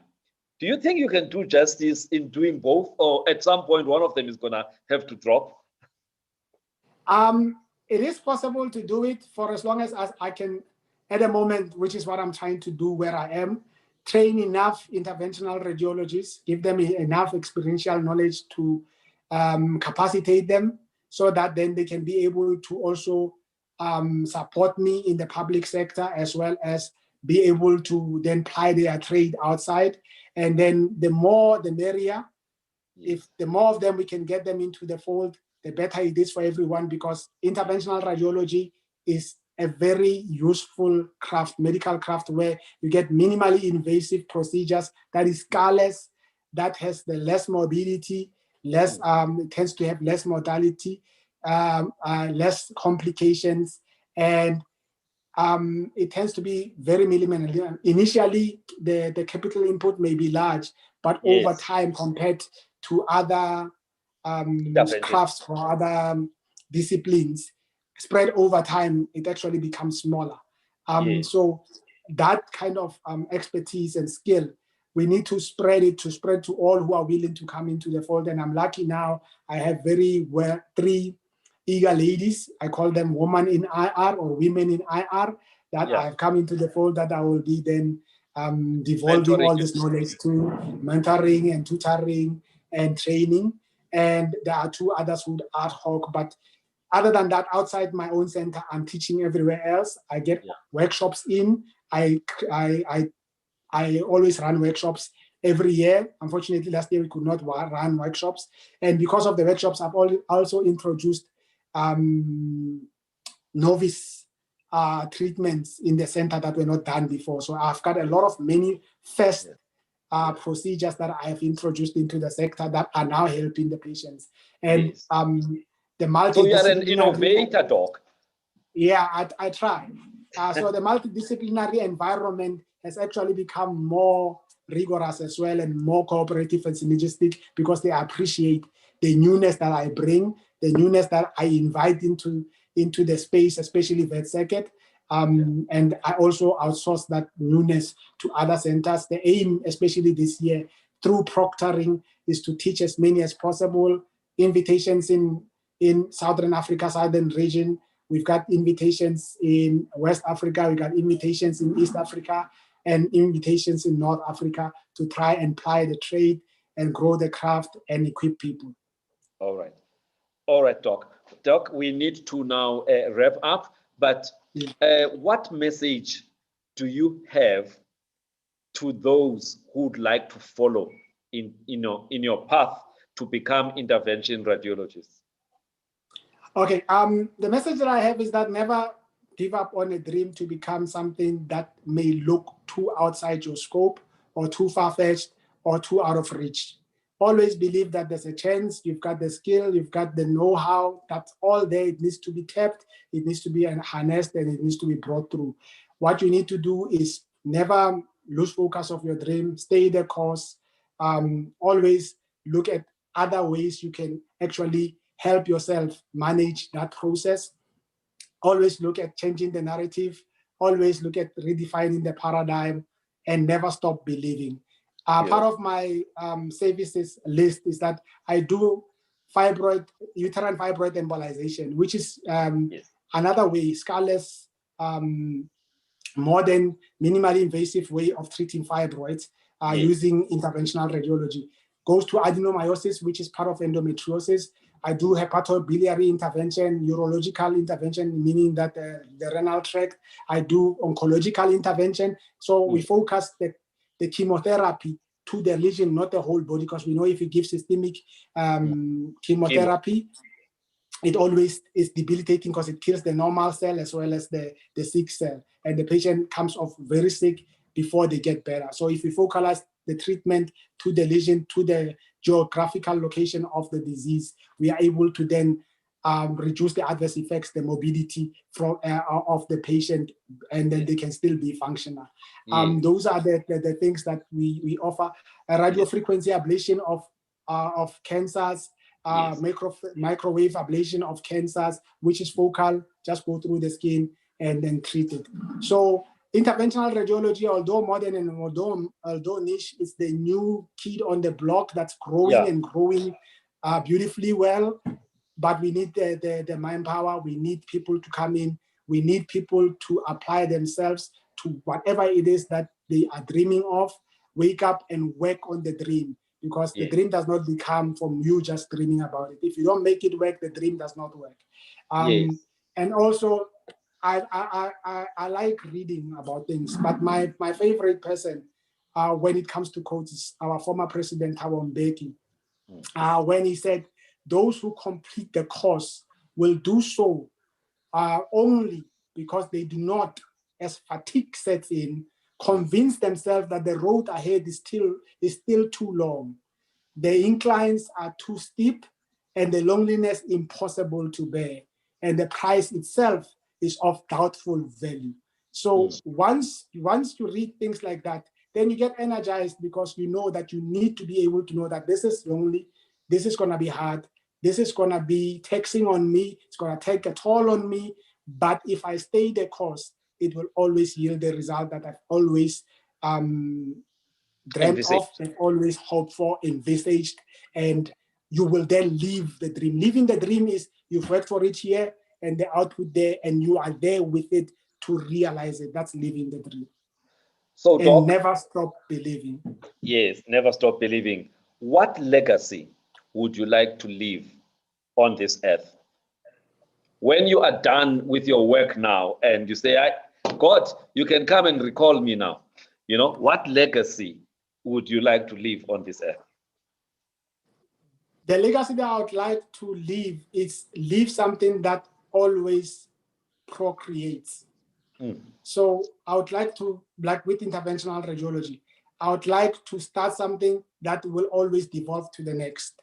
And in devolving to the next, grows in function, it grows in size, it grows in usefulness, it grows in its impact on the world to change it for the better. My legacy is to leave the world better than I found it.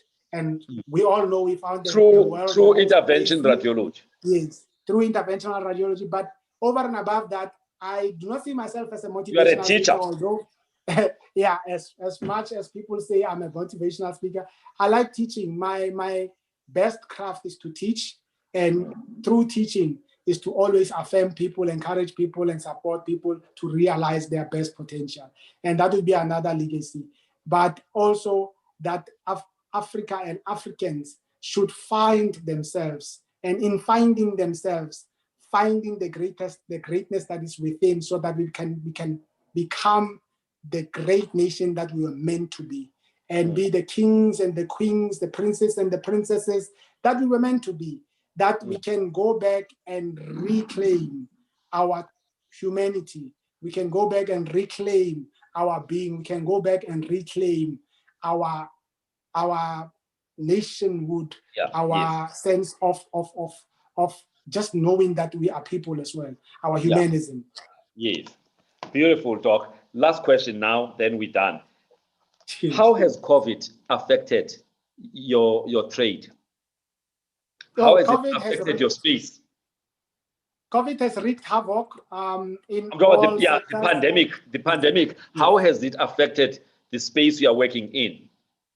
Yes, it has wreaked havoc, Doc. It has flattened, it has paralyzed the services, and even where we are the most busy, because of the numbers alone, we get overwhelmed to a point of paralysis. So you get the business that paralyzes the service, and you get the non-business that paralyzes the service. So COVID pandemic has taken away most of what we have known as life, what we have known as livelihood, what we have known as a sense of living, or a sense of earning a keep.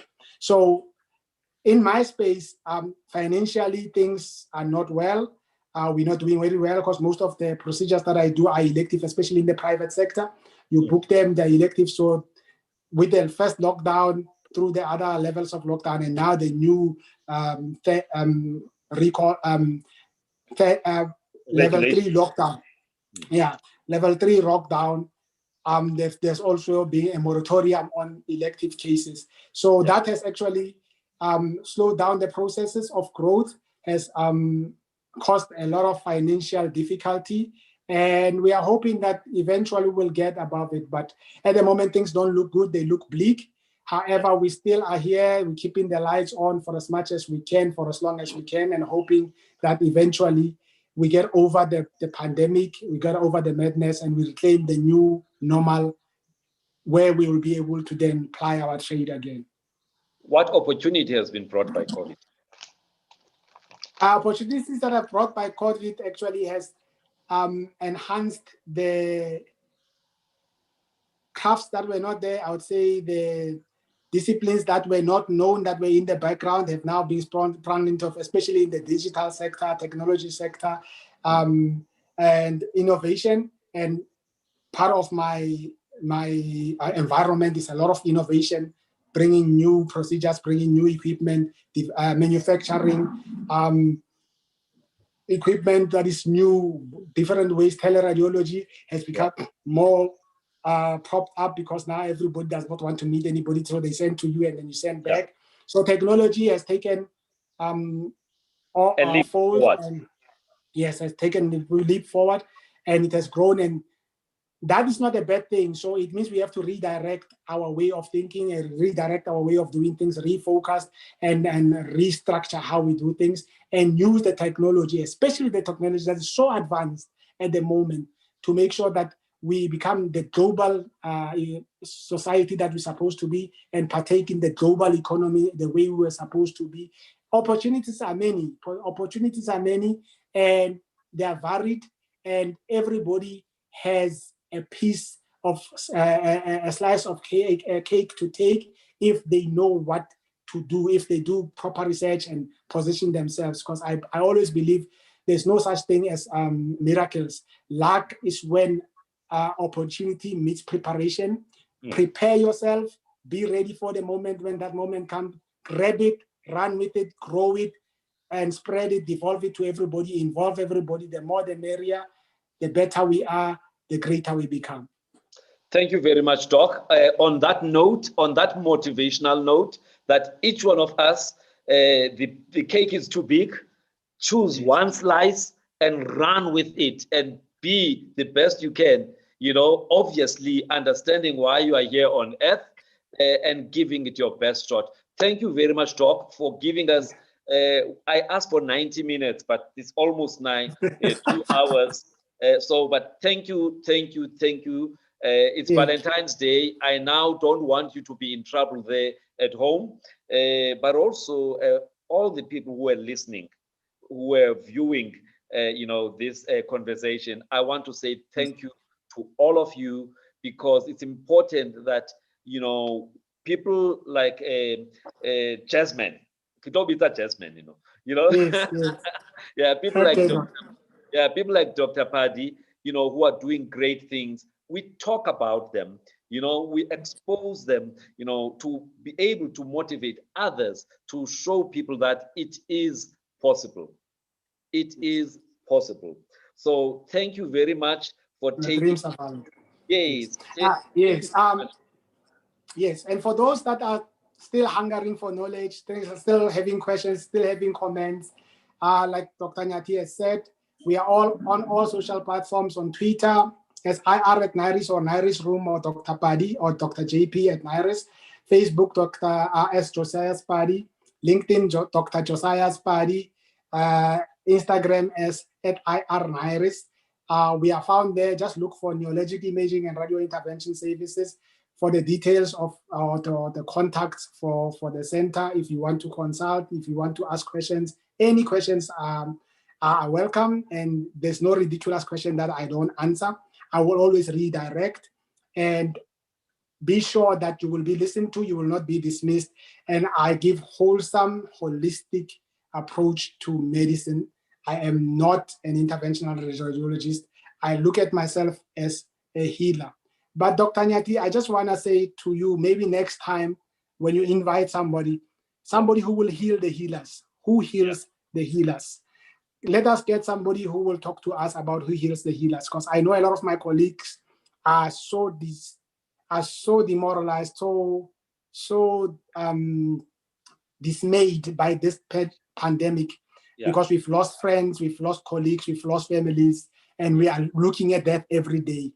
We need mass counseling, we need mass therapy, bring in somebody that will talk to the healers. And our people in South Africa, please help the healers heal you so that they themselves can find healing. Thank you very much, Doc. It shall be done. Take it as it's done. It will definitely be done. Thank you for your time. Thank you to everybody who logged in. Thank you to everybody who has been on the call with us. There's about 14 people, on the call at this moment here on Zoom, but there's many hundreds, on Facebook, on YouTube, on Instagram, and all the other channels. And the video will be available, Doc, in the next hour or so. I will send it to you. Then you can, play it on your channels so that people will be able, those who could not be able to join in. So thank you very much, and thank you to everybody. Thank you, everyone, and thank you for inviting me, and thanks for the opportunity to talk to your people. Good night, and happy Valentine's Day. Thank you very much. Enjoy Valentine's Day, Doc. Thank you very much. Bye.